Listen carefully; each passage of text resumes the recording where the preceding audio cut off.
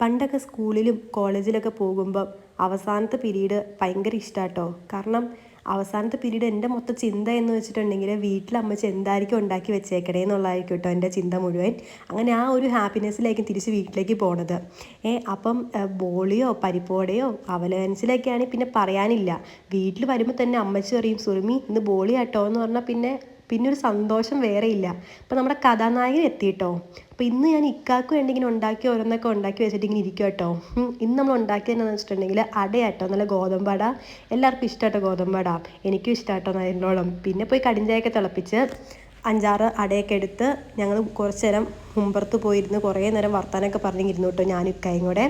നമ്മൾ അന്നത്തെ ദിവസത്തെ കാര്യങ്ങളും ഓരോരോ ചുമ്മാ കാര്യം ഒക്കെ വിശേഷമൊക്കെ പറഞ്ഞങ്ങ് ഇരുന്നു. നല്ല രസം ഈ കടിഞ്ചായയും ഈ ചെറിയ മഴയത്ത് ഈ കടിഞ്ചായയും കുടിച്ച് ഈ നല്ല നമുക്ക് ഇഷ്ടപ്പെട്ട ഫുഡും കഴിച്ചിങ്ങനെ ഇരിക്കാൻ.